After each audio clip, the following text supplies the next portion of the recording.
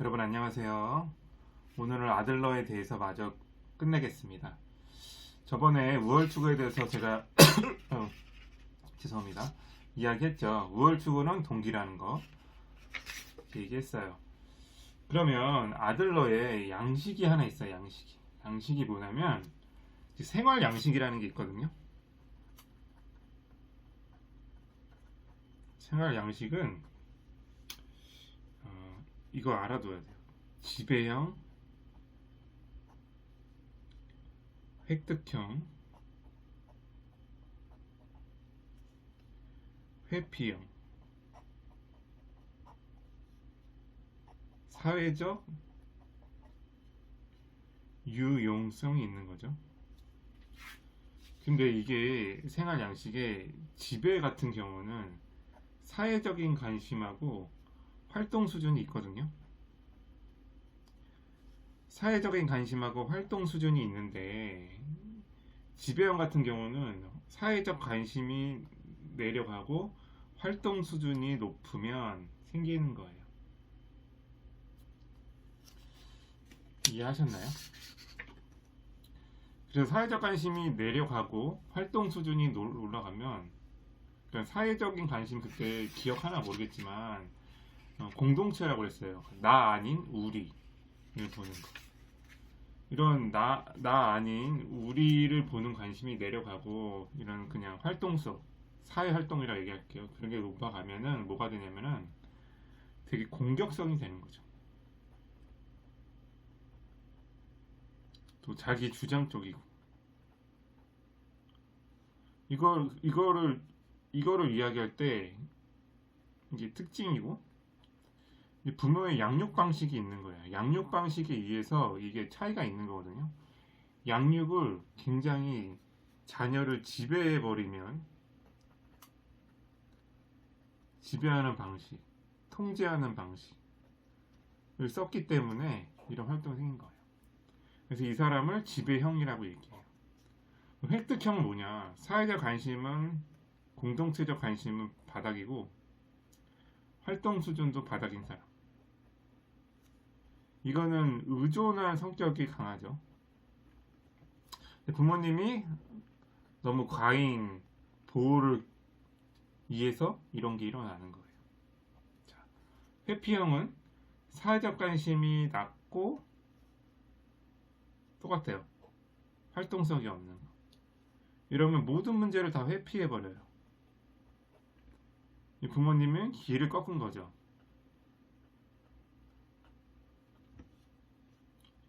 그러면 사회적 유용성은 뭐냐? 사회적 관심이 높고 활동 수준도 높은 사람. 이건 굉장히 협력적이겠죠? 그리고 이타적인 모습을 보이는 거. 이타적인 모습을 보이는 건 뭐냐면 나 아닌 우리를 생각한다는 거죠. 이거 굉장히 중요합니다. 그리고 둘 다 높을 때는 이러고 하나 낮고 하나 올라갔을 때는 지배성이 생긴다. 이 여기랑 여기의 차이를 보면 알겠죠? 그래서 우리가 양육 방법이 굉장히 중요한 겁니다, 여러분. 부모님이 자녀를 지배하고 통제할 때는 자녀들도 지배형이 나오고 부모님이 이타적으로 키우면 남을 배려해서 키우면 굉장히 협력적이고 사회적 유용성이 굉장히 강해지는 거죠. 그리고 이거를 생활 양식이라고 이야기해요. 그러면 아들러의 또 중요한 거 인생 과제. 인생 과제는 크게 세 가지를 나눌 수 있죠. 일과 여과.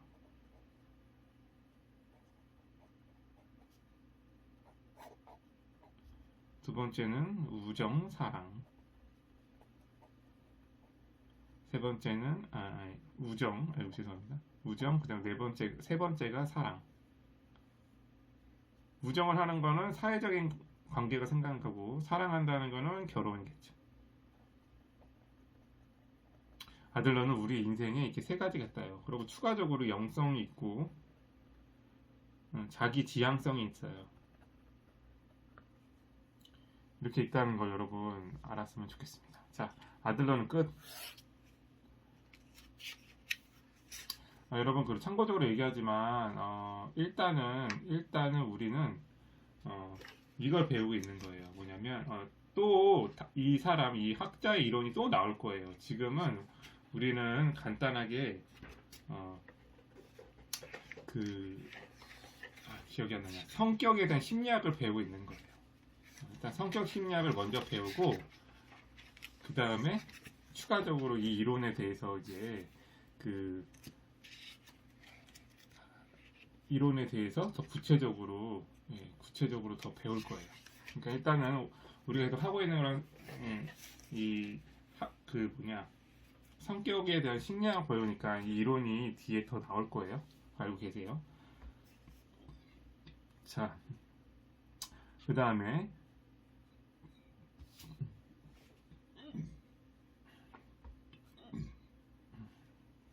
우리가 많이 하는 융에 대해서 배우겠습니다.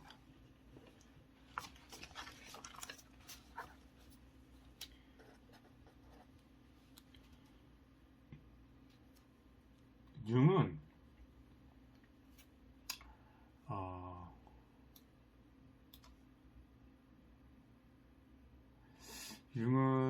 우리가 이걸 알았으면 좋겠어요.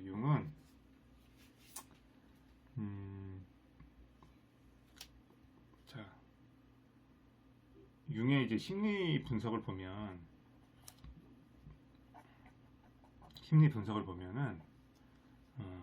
의식, 무의식 이렇게 나눠요. 그리고 의식 중에 자아가 있거든요. 자아가 태도, 기능 이렇게 나와요. 자아를 두 개 나누면 태도, 기능으로 나눠요. 여기서 뭐 외향이냐 내향이냐 이 두 개로 나눠요. 그리고 우리가 태도를 이야기할 때 뭐라고 이야기하냐, 정신의 에너지 방향이라고 이야기해요. 기능에는 합리적이냐 비합리적이냐 이렇게 나눠요. 또 합리적인 사고에는 사고와 감정으로 나누고, 비합리는 감각과 직관으로 나눠요. 이렇게 나눈다는 거 알면 될 것 같아요. 이렇게 나눠요. 무의식도 개인이 있고 집단이 있어요.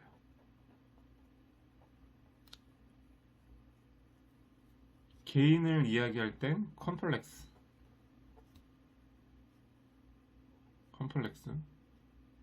그림자, 뒤에 설명할게요. 그리고 집단하는 원형, 자기 이렇게 나눠요. 그래서 개인 무의식은 뭐냐면 개인의 삶에서 이미 한번 인식된 것도 중요하지 않아서 의식에 도달할 수 없는 기억들이라고 이야기해요. 그래서 뭐 자아에 의해서 인정받지 못한 경험, 사고, 감정, 지각, 기억을 이야기하는 거예요. 뭐 그림자를 이야기하면 뭐 인식되지 않는 인격의 어두운 면, 무의식의 영역이라고 이야기하죠. 컴플렉스는 그런 거죠. 컴플렉스는 주제가 있는 거죠. 주제를 중심으로 뭉치고 연합지어서 심리적인 복합체를 이루는 걸 이야기해요. 그래서 이제 융이 그 컴플렉스 핵은 아동기의 억압과 외상, 현재 겪는 갈등 등이 있는 거죠. 그래서 융은 자아가 중추 역할을 한다. 이렇게 이야기를 합니다.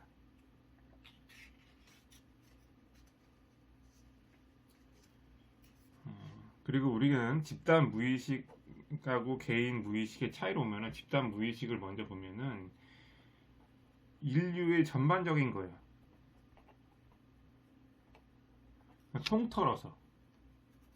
통틀어서 이야기할 수 있는 거예요.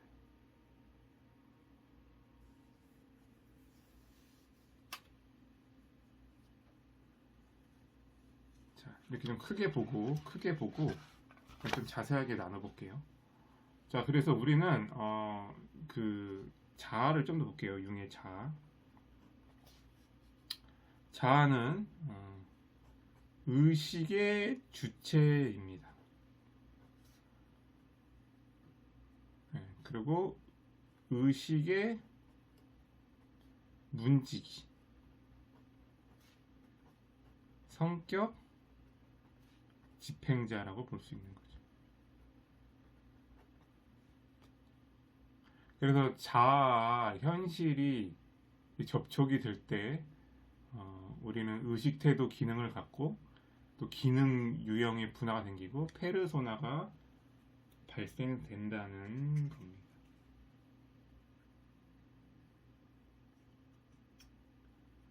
네, 아무튼 그렇습니다.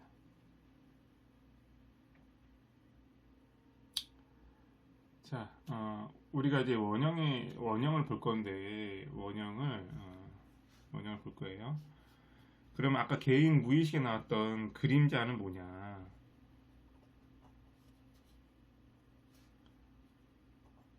나의 것으로 인정하고 싶지 않은 거예요.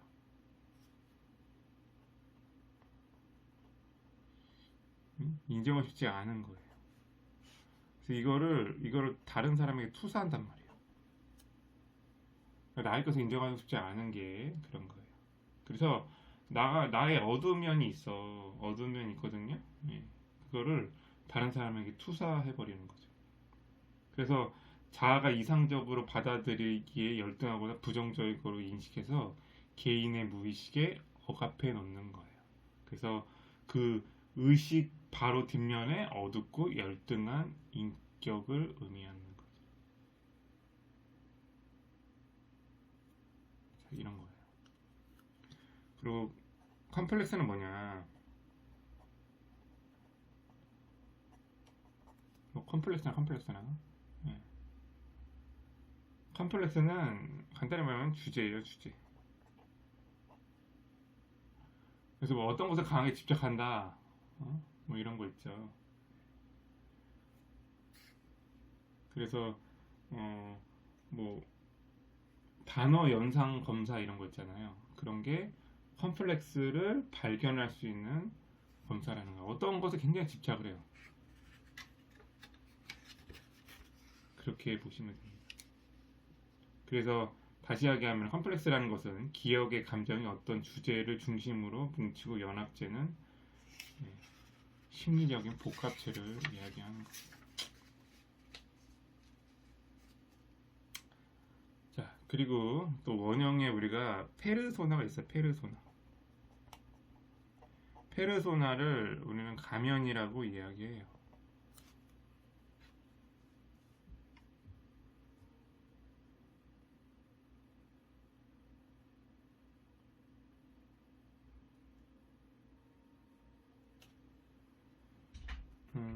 가면이라고 이야기해서 이런 거죠.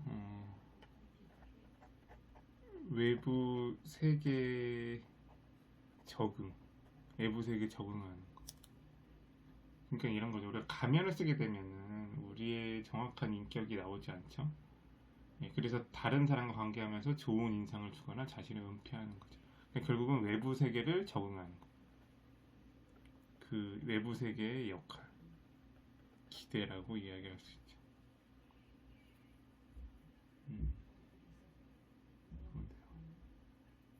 그리고 다시 얘기하면 투사했기 때문에 뭐 천사와 악마 이 모습이 있는 거죠. 예. 자, 그리고 뭐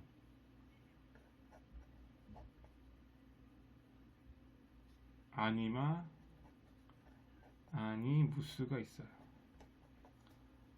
아니마는 뭐예요? 네. 남자가 여성성을, 네. 그러니까 좀 쉽게 얘기하면 이런 거죠. 남성이 가지는 여성성을 아니마라고 그러고, 아니무스는 여성이 가지는 남성성을 아니무스라고 해요. 근데 이 두 개가 우리가 통합돼야 된다고 이야기를 해요. 그러면 뭐죠? 남성은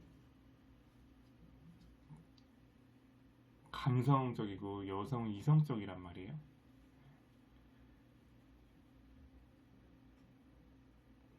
그래서 이게 잘 통합이 돼서 뭐 왕자, 공주, 전사, 뭐 마귀 이렇게 되겠죠. 근데 이게 미분화 됐을 경우는 문제가 심각해져요.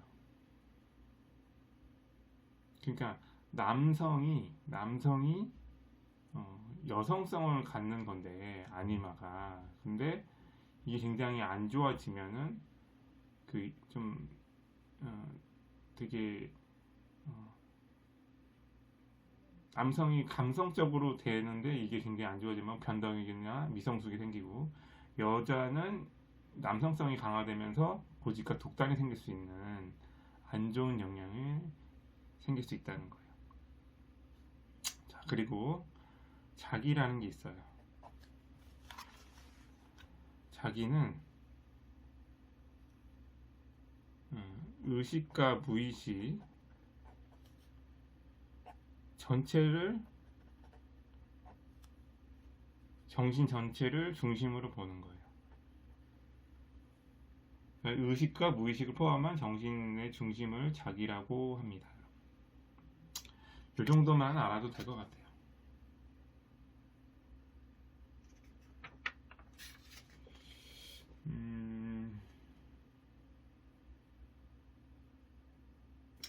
자, 뭐 기능의 유형 중에 뭐 합리적이나 비합리적이냐 이런 게 있어요. 뭐 이런 게 있는데 그냥 넘어가고 그 다음에 그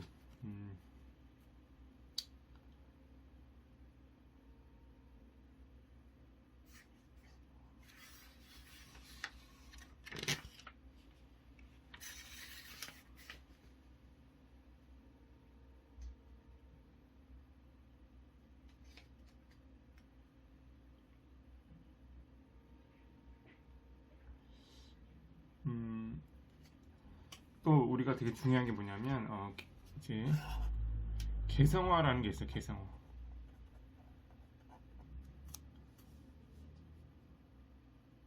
우리가 MBTI를 봤을 때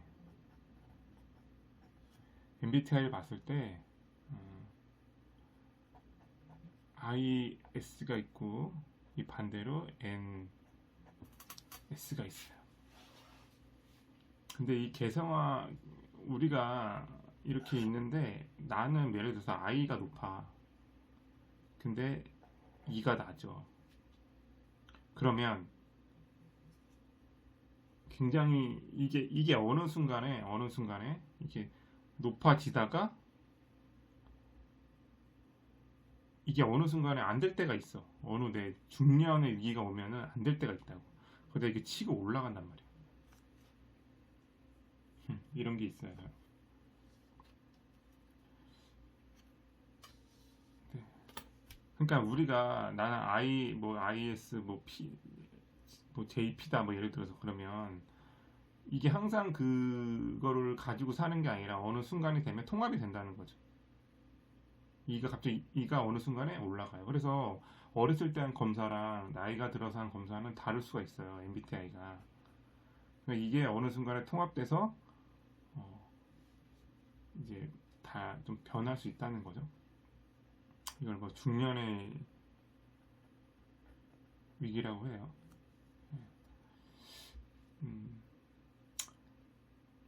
이걸 좀 알아야 돼요. 그러니까 왜냐하면 개성화 과정을 설명할 때 이걸 먼저 설명한 이유가 우리는 사람의 성격이라는 거는 좀 변할 수도 있다는 거죠. 그래서 우리는 그 자아 실현 과정 중에 음? 뭐, 뭐 페르소나가 먼저 나오든 뭐 그림자가 먼저 나오든 상관없이 뭐 그림자 뭐 내적적은 뭐 아니마 아니머스 자기 이런 식으로 될 수도 있고 아니면 뭐 페르소나 자아 그림자 내적 적응 아니마 아니머스 자기로 이렇게 내려갈 수도 있다는 거예요. 이해하셨나요?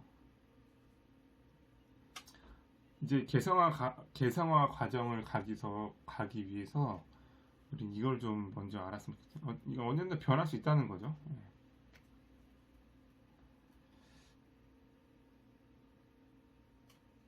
그래서 개성화 과정을 이야기할 때 개성화가 뭐냐 그럴 때 다른 사람과 구별되는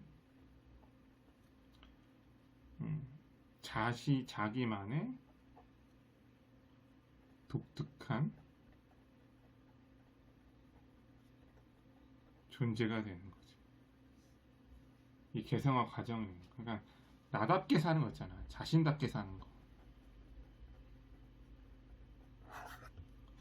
개성화예요. 그러니까 우리가 뭐 영화 보면은 되게 응? 뭐 MBTI 유형 중에 I였던 사람이 할 일을 E를 가진 성향이 막 이렇게 순전 그러니까 막 고생 엄청 해갖고 어느 순간에 막 이렇게 막 아이처럼 행동했다가 막 그렇게 돼서 변화가 온단 말이에요. 그리고 뭔가 일을 해결해. 응? 이게 개성화 과정이라고 이야기하는 거예요. 자신만의 독특한 개별적 존재가 돼서 자기 실현을 하는 거죠. 자기 실현을 하는 거란 말이에요. 그래서 개성화를 이야기할 때 분화와 통합을 이야기해요. 그래서 쭉 살다가 중년기의 기점으로 인생 후반기에는 자기 방향을 내부로 진양돼서 자아가 다시 자기로 통합되면서 성격이 발달하는 거예요. 이해하셨죠? 네. 그래서 개성화 과정은 이렇습니다. 예, 뭐 간단하게 얘기하면 그거예요. 그리고 이제 그리고 대극과 보상이라는 게 있는데 여기서 우리가 알아야 될 건 동시성을 좀 알면 될 것 같아요. 동시성은 그거예요. 그 미래를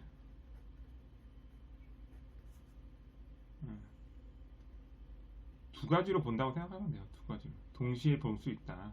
동시에 본다. 이게 동시성이에요. 그러니까 뭐 우연의 일치 이런 거 있죠. 우연의 일치. 우리가 미래 조망 이렇게 있는 거예요. 근데 꿈에 대해서 의식에 대한 보상이 있고 그다음에 제가 말한 이게 동시성이 미래를 조망하는 예시라는 거 하는 거예요. 아셨죠? 그래서 의식의 보상은 뭐 부족한 의식이 있는 상태에서 부족한 부분을 보충하고 의식이 일방적으로 흐르는 것을 막음으로써 마음의 평정을 유지하는 거고 그 다음에 미래를 조망하는 거는 조금 더 약간의 우리가 무의식이 의식이 통제할 수 없는 보다 넓고 먼 것을 볼 수 있다는 거죠. 무의식이 의식으로 통제할 수 없는 보다 넓고 먼 것을 볼 수 있는. 그러니까 미래를 예측한다는 거예요. 자, 여기까지 윤이었습니다. 호나이.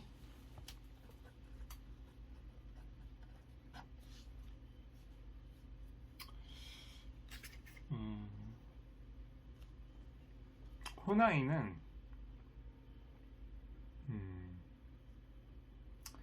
신프로이드 학파라고 해요. 신프로이드 학파 중에 한 명인데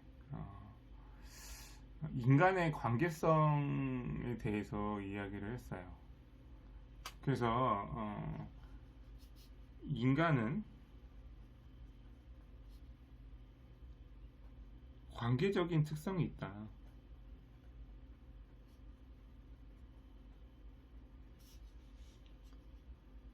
사회 속에서 나, 타인, 지각하는 거다. 그리고 성격은 전생에 걸쳐서 발달한다. 이렇게 있습니다. 그리고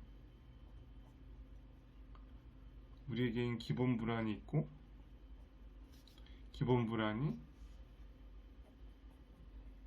신경증 욕구로 가고, 이게 신경향성이 된다. 신경향성은 수능, 공격, 고립이 있다는 거 알고, 뭐 간단하게 하면 이게 관계를 통해서 불안 얻고 태도를 보이고 행동을 한다. 이렇게 보면 될 것 같아요.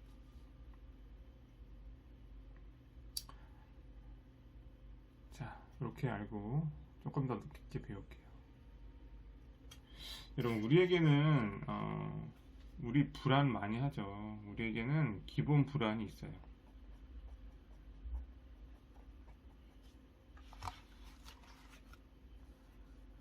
기본 불안이 있죠. 우리 호나이가 말하는 기본 불안은 고독과 무력감이에요. 그래서 버려진 느낌, 이 무력한 감정을 느끼는 거는 관계의 불안정감에서 비롯됐다. 그래서 이 관계에 대해서 굉장히 얘기를 하는 거예요. 그래서 이런 불안을 보호하기 위해서 이번 기본 불안을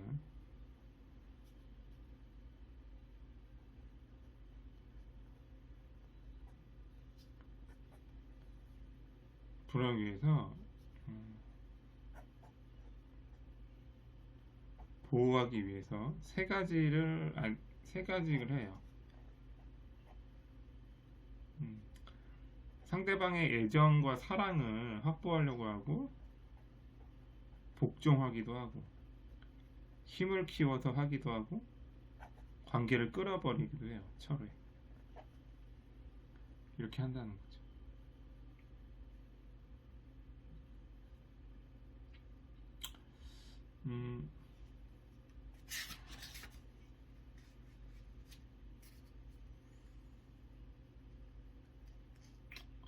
그래서 자보 기제가 가지는 유일한 목적은 기본 불안을 방어하는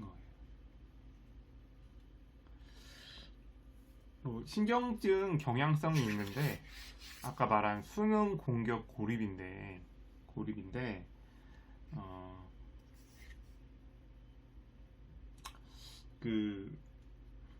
여기 요거 말하는 거예요. 요거 좀 내려오겠습니다. 이게 수능, 공격, 고립으로 나눌 수 있어요. 그러니까 뭐냐, 우리는 신경증의 종류가 있거든요. 신경증의 종류가 있는데, 신경증의 종류 중에 신경증 욕구에 대한 종류가 있어요. 이 종류가 어마어마합니다. 그러면 10가지 돼요. 근데 그거를 잘라가지고 뭐 애정과 지배 욕구가 있다, 이러면 수능이 되는 거예요.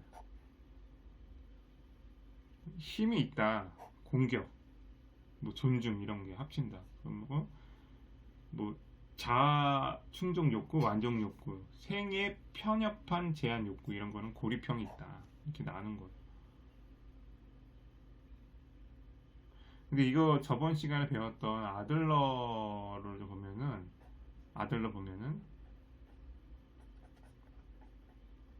기생, 공격은 지배, 고립은 회피로 갈 수 있다고.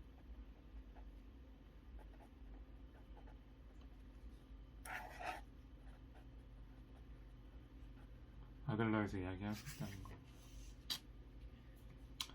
그래서 우리는 자아의 구분을 보면은 이상자와 현실자,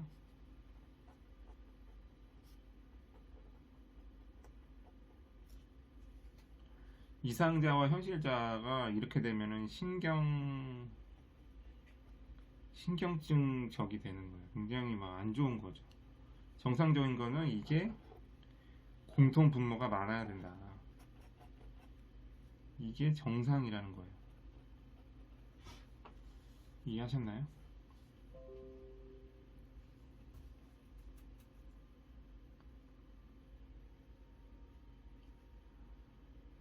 그래서 자아는 주관적인 현실자와 객관적인 실제 자아가 있는데, 주관적인 현실 자아는 나고 객관적인 실제 자아는 타인이라는 거예요. 그리고 우리가 알아야 되는 거는 이상적인 자아가 있어요.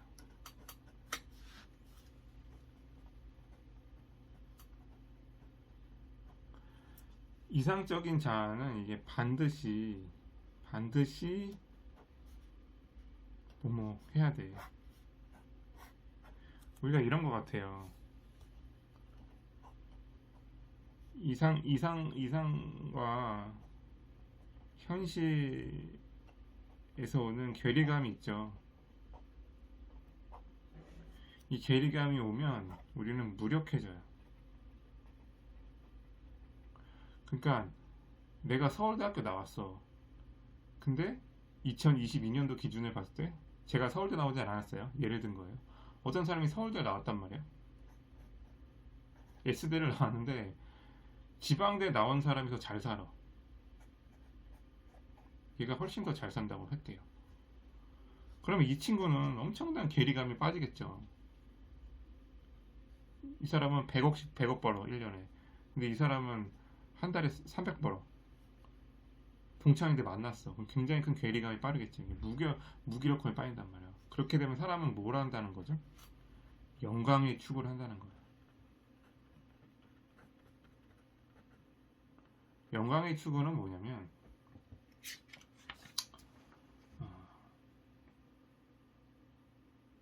그런 거죠.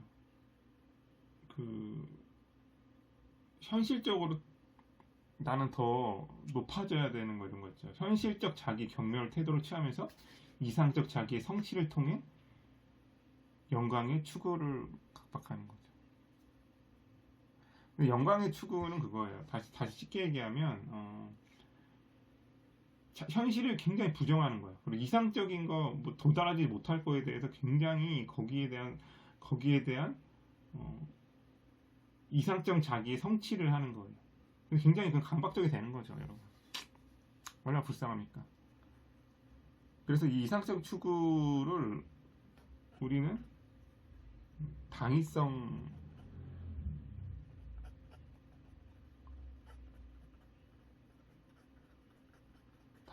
횡포라고 이야기를 합니다. 당위성의 횡포는 뭐냐면 신경증 환자가 반드시 돼야 돼. 이상 자기를 반드시 이루어야 되는 거 얼마나 고통스러울까요?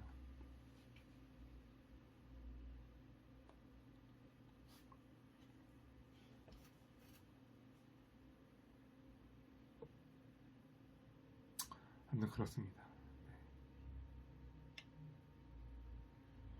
그래서 이렇게 하고, 그 다음에 이제 융의 성격 발달은 이제 아동기 때는 적개심을 억압하는 행동을 한다고 해요. 그러면 이 네 가지를 하는데 무기력, 두려움, 사랑, 죄의식, 이 네 가지를 한대요. 그래서 적개심을 억압하는 네 가지의 이유 중에, 왜냐면 내가 아동들이 얼마나 불쌍합니까? 내가 더 이렇게 아동기에는, 이거 아셨으면 좋겠어요. 아동기에는 안전 욕구가 크단 말이야. 난 안전해야 한단 말이야. 이 안전하기 위해서 적개심을 억압하는 거예요.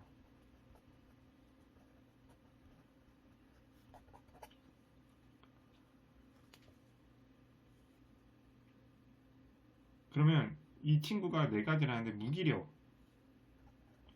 무기력을 느끼면 느낄수록 아동이 부모의 반한 행동이 점점 이제 줄어들게 되는 거죠. 그래서 의존적인 상태의 과도하게 보호하거나 응석을 부리면 무기력이 증가하고 이렇게 되는 거죠. 그리고 두려움. 왜냐하면 왜 두려울까요? 때리니까 학대 이런 거, 처벌 이런 걸로 두려워서 그래서 적개심을 내리는 거죠. 억압하는 거죠. 사랑, 애정을 잃어버리게 될 두려움으로 우리가 이렇게 막 사랑하게 되는 거죠. 죄의식을 느끼면 적대감은 억압된다고 이야기를 해요.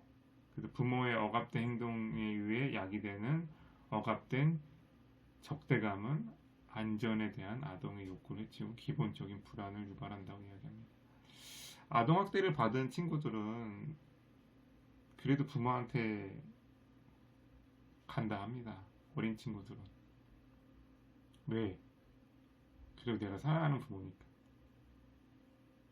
이 무기력, 두려움, 사랑, 죄의식 이 네 가지가 아동이 부모에 대한 적개심을 이렇게 억압하는 네 가지 이유가 있기 때문에 그렇게 한다고 합니다. 자, 여기까지 하겠습니다. 그리고 마지막으로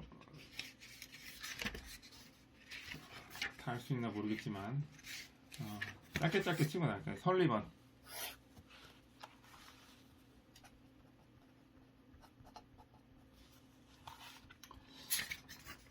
설리번은 간단하게 하면 사회적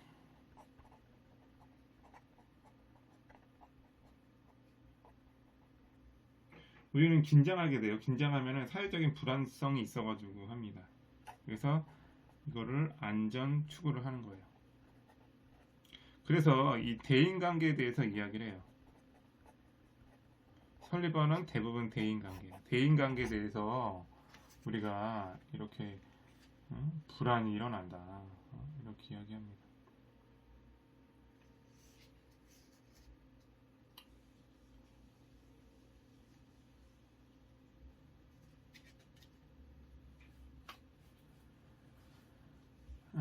아무튼 그래요. 그리고 대인관계 결과에 따라서 그래요. 그래서 대인관계에 항상 불안이 일어난다고 얘기했고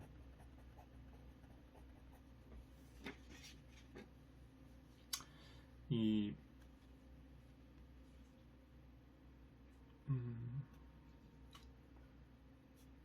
자아체계가 있는데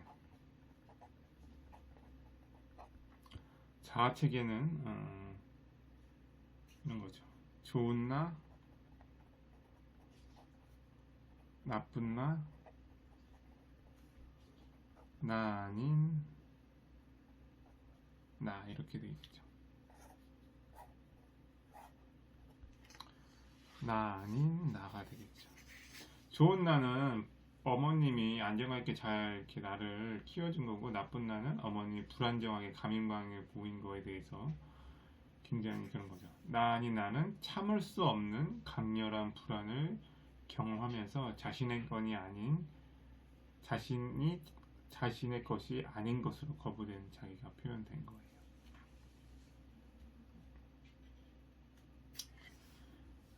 그래서 이 대인관계에 관찰되는 성격이 나오는데 인간성이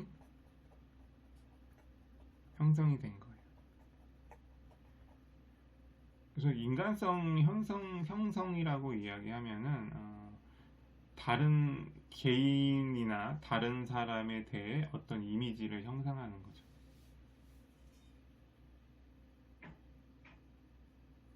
그렇습니다. 자, 그래서 자아 형상이 이제 형성도 되고, 그래서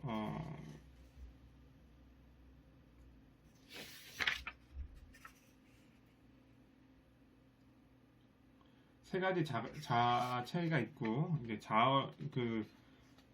자아를 방어하는 게 있어요.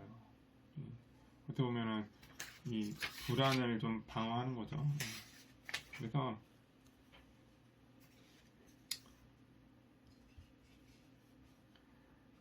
우리 해리가 있거든요. 해리는 부정하고 억압하는 거예요.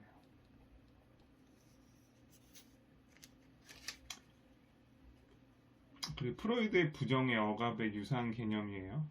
그래서 자기 역동성과 부합하지 않는 행동, 태도, 욕망을 의식적으로 자기로부터 배제시키는 거예요.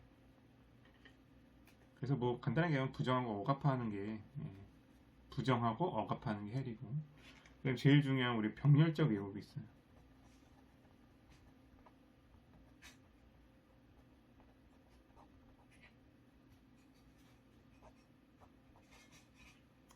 이런 거죠. 내가 부모님으로부터 안 좋았던 거가 이게 선생님한테 왜곡된다는 거죠. 그러니까 어렸을 때 자신이 경험했던 거가 나쁜 관계에서 편향되거나 왜곡된 거를 이야기하는 거예요.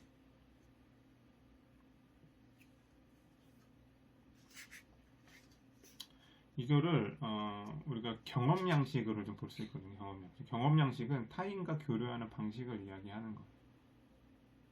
그러니까 우리가 타인과 교류하는 방식에 병렬적인 거를 경험했다. 병렬적인 경험 양식은 현실 괴리적으로 이야기할 수 있어요. 그래서 불안을 줄이고자 현실을 왜곡하여 경험하는 걸 얘기합니다. 그러니까 불안을 줄이고자 현실을 왜곡해서 경험하는 거예요. 굉장히 비논리적이고 경직되어 있고 자기 체제를 확증하기 위해 타인의 반응을 편향적인 방향으로 돌아가는 제한적인 상호 반응을 하는 거예요. 이것만 하겠습니다. 자, 그리고 성격 발달에 설리번은 되게 중요해요. 성격이 수정된다는 거예요. 우리가 한번 완성된 성격은 끝나는 게 아니라 대인관계를 통해서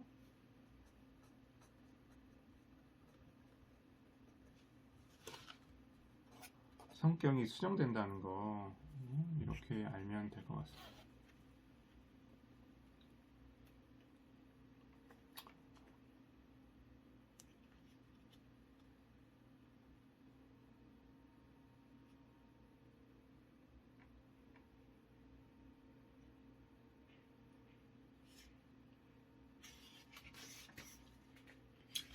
자, 마지막 머레이.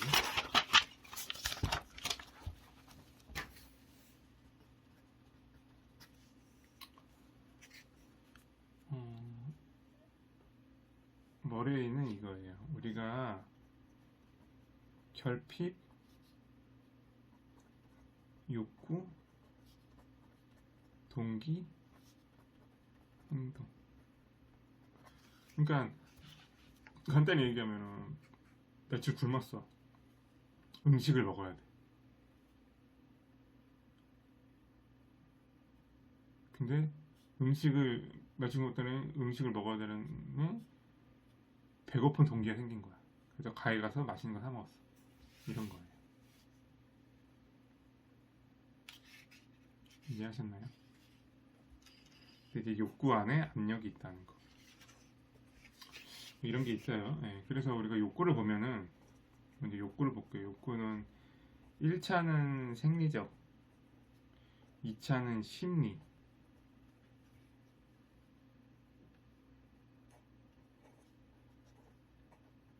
반응은 위험한 거 피하는 거고, 발생은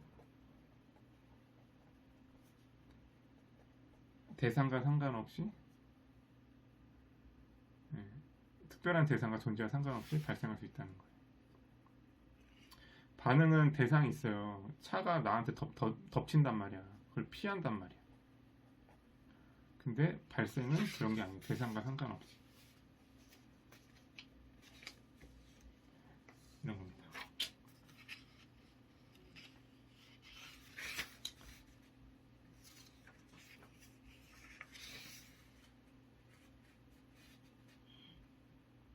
욕구의 원리는 뭐 우세성, 융합, 보조 갈등이 있어요. 네. 그래서 우세성은 긴급할 때, 융합은 우리 아시죠?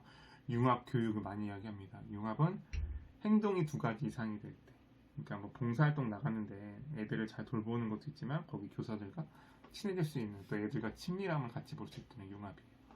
보조는 이런 거죠. 내가 아부를 한단 말이야. 승진하려고. 그 사람이 좋아서 아부하는 게 아니란 말이야. 겉으로는 최고라고 하죠. 그러니까 아는 나한테 성취 욕구가 있는데 겉에는 존공 욕구가 불러오는 거죠. 보조사. 갈등은 이제 동등한 힘을 가진 욕구들이 서로 갈등하는 거죠. 그래서 우리가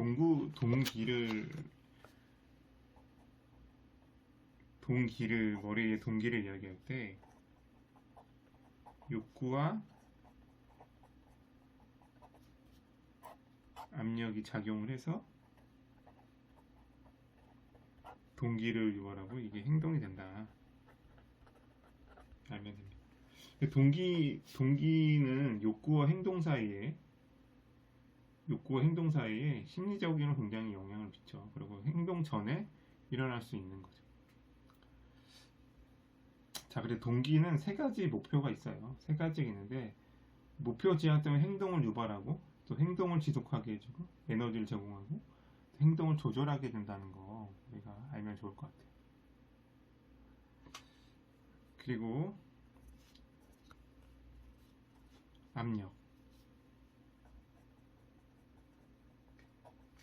압력은 뭐죠? 외부 영향을 받는 거예요. 외부의 힘을 받는 거죠. 그래서 객관적이 있고 주관적이 있어요. 그래서 뭐 똑같이 웃는 거를 보고 어떤 사람은 호의적이고 어떤 사람은 비웃는다 이게 판단할 수 있잖아요. 그래서 똑같은 웃는 거 그러면 이게 객관적이고 호의적이다. 이게 뭐 비웃는다 이게 주관적으로 이야기할 수 있는 거예요.